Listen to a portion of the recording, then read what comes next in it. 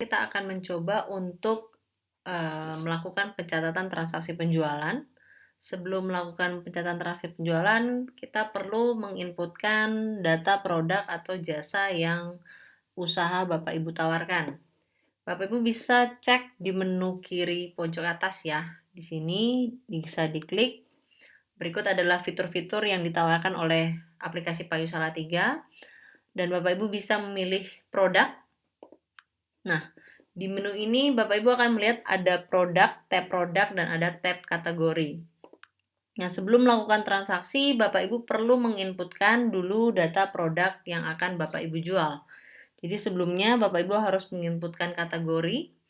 Jadi di sini saya akan menginputkan sesuai dengan bidang usahanya atau subsektor usahanya di bidang.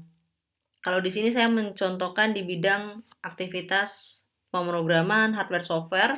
Jadi misalkan saya mempunyai kategori spare part dan misalkan ada service. Seperti itu. Nanti Bapak Ibu bisa menyesuaikan kategori dari usaha Bapak Ibu sekalian. Selanjutnya saya akan menginputkan produk. Jadi Bapak Ibu bisa klik di tanda plus ya di sebelah sini. Diklik. Nah, Bapak Ibu bisa untuk yang pertama Bapak Ibu bisa menambahkan gambar di setiap produk. Nah, namun ini adalah opsional. Jadi misalkan saya coba untuk menambahkan, saya bisa menambahkan dari galeri. Saya pilih gambarnya seperti ini. Saya akan coba menginputkan nama produknya. Jadi misalkan yang pertama saya coba misalkan ganti LCD untuk Lenovo. Seperti itu. Jadi bisa nanti disesuaikan. Misalkan harga LCD-nya adalah 350.000. Kategorinya masuknya di spare part. Terus misalkan stok LCD-nya ada 5. Seperti itu dan dijual berdasarkan menggunakan satuan. Kalau untuk jasa karena dijualnya satuan, jadi kita bisa kasih untuk satuan. Selanjutnya misalkan kita coba untuk menambahkan servis, jadi saya akan mengosongkan data produknya, misalkan servisnya adalah misalkan servis monitor. Seperti itu. Misalkan harga servisnya 35.000. Kategorinya misalkan servis. Nah, karena untuk jasa sendiri itu berarti tidak menggunakan stok ya Bapak Ibu. Jadi di sini stoknya bisa dimasukkan angka 0 saja. Seperti itu. Selanjutnya dijual berdasarkan kita tetap memakai satuan. Nah, saya akan mencontohkan produk yang mungkin menggunakan dijual berdasarkan yang pecahan. Misalkan di usaha ini itu mempunyai laundry seperti itu. Saya akan mencoba menambahkan misalkan ada kategori laundry. Berarti misalkan di produknya saya akan menambahkan laundry kiloan gitu ya Bapak Ibu ya. Jadi misalkan ada usaha laundry seperti itu. Jadi misalkan per kilonya saya akan harganya adalah misalkan 5.000. Terus kategorinya saya akan masukkan di laundry. Karena untuk laundry sendiri tidak menggunakan stok ya Bapak Ibu, jadi di sini akan saya berikan 0. Dan di sini saya akan memberikan dijual berdasarkan adalah pecahan. Seperti itu. Nah, selanjutnya Bapak Ibu bisa masuk ke dalam menu transaksi untuk memulai transaksi atau pencatatan transaksi penjualan. Melakukan transaksi, Bapak Ibu bisa melihat voucher yang diberikan dinas kepada UMKM dalam rangka program Bedah Warungku. Bisa diklik dari bagian kiri atas, kemudian lihat request voucher. Di sini terlihat limit voucher yang diberikan oleh dinas adalah 200.000. Karena kita belum melakukan transaksi apapun, maka sisa voucher dari Bapak Ibu adalah 200.000. Jika nanti sisa voucher sudah sampai di batas minimal, yaitu 50.000, Bapak Ibu akan bisa melakukan request voucher atau permintaan pertambahan voucher kepada dinas. Kita akan coba melakukan transaksi. Dari halaman transaksi, Bapak Ibu bisa mengklik atau memilih langsung produk dari Bapak Ibu masing-masing. Misalkan di sini ada pembeli yang akan melakukan laundry. Setelah ditimbang, ternyata laundry kiloannya itu adalah 1,5 kilo. Oleh karena itu, tadi ketika kita memasukkan produk laundry, kita pilih penjualannya berdasarkan pecahan. Kita contohkan di sini, kuantitasnya adalah 1,5 kilo. Kita lihat, aplikasi akan menghitung secara langsung berapa yang harus dibayar oleh pembeli tersebut. Jadi kalau 1,5 kilo, maka harganya adalah 7.500. Misalkan lagi, pembeli tersebut itu akan melakukan servis monitor. Servis monitor tadi dijual berdasarkan satuan, maka bisa dipilih di sini 1. Kita lihat di sini yang harus dibayar oleh pembeli adalah 42.500. Maka kita lanjutkan. Kita melihat rangkuman dari pembelian oleh pembeli tersebut adalah 1,5 untuk laundry kiloan dan juga 1 servis monitor. Jika ada perubahan dari jumlah produk yang akan dibeli, maka Bapak Ibu bisa mengklik saja rincian dari produk tersebut. Misalkan servis monitor akan kita ganti menjadi 2. Atau laundry kiloannya ternyata menjadi 2,3 kilo. Maka secara otomatis aplikasi akan menghitung sesuai dengan kuantitas yang dibeli oleh pembeli tersebut. Nah, ketika kita akan melanjutkan proses pembayaran, aplikasi akan meminta Bapak Ibu memasukkan data pelanggan. Silahkan diklik di bagian kanan atas. Kemudian, jika belum ada data pelanggan tersebut di dalam aplikasi Payusala 3, silahkan Bapak Ibu memasukkan data pelanggannya dengan mengklik tombol tambah. Masukkan nama pelanggannya, misalkan nama pelanggannya adalah Andi dan masukkan nomor HP-nya. Misalkan nomor HP-nya 0811 2222 1111. Yang wajib dimasukkan adalah nama pelanggan dan nomor HP pelanggan.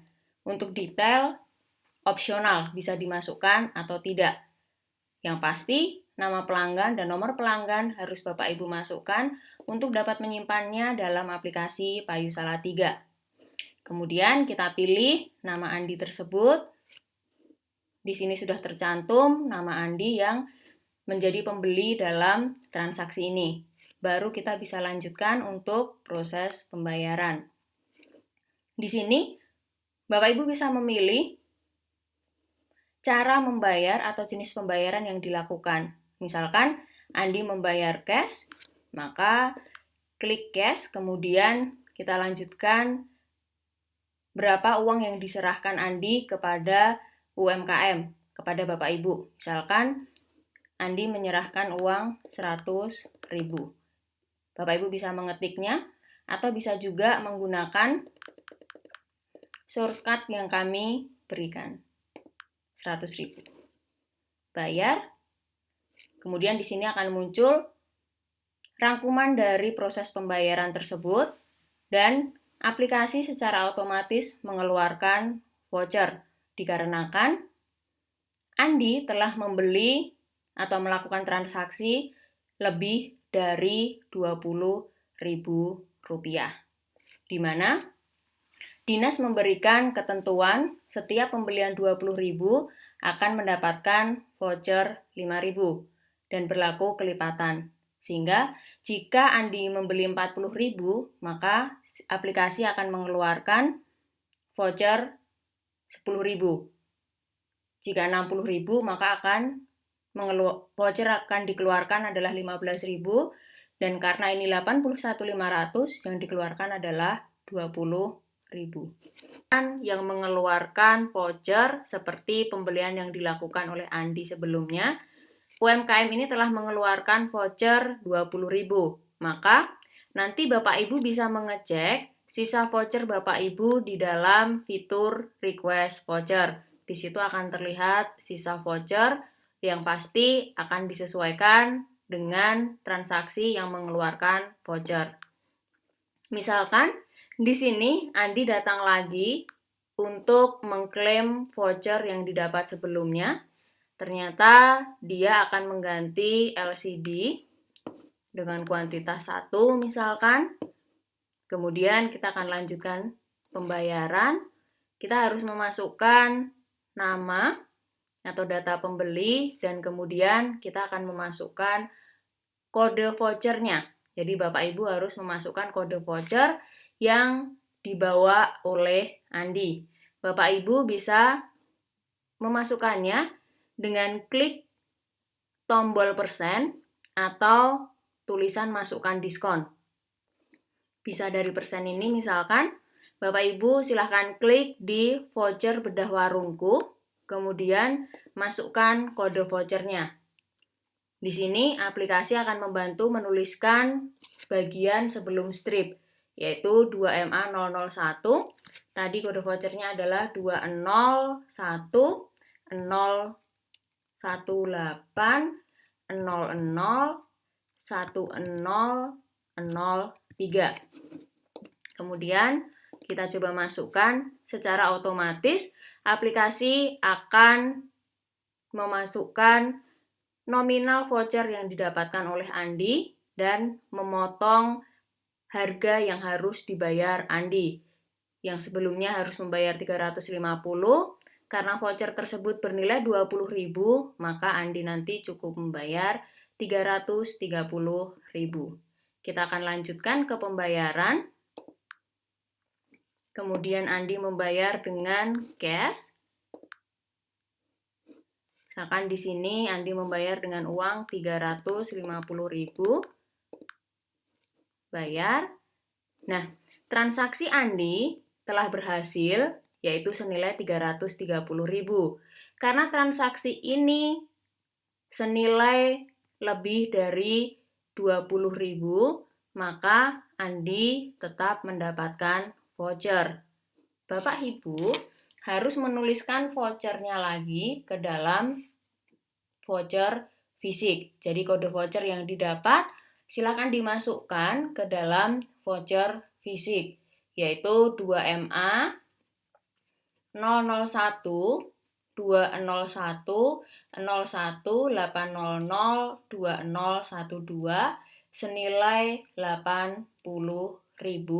Masukkan juga nama dan nomor HP pelanggan. Kemudian voucher tersebut serahkan ke pembeli. Tadi Andi menyerahkan voucher yang didapatkan dari pembelian sebelumnya. Bapak Ibu harus meminta voucher tersebut sebagai bukti yang nanti harus diserahkan ke dinas untuk reimburse. Adapun voucher tersebut ada 2 bagian, yaitu bagian potongan harga dan yang satu adalah bagian undian hadiah. Bagian potongan harga itulah yang harus Bapak Ibu simpan. Sedangkan bagian undian berhadiah itu silahkan dikembalikan kepada pembeli.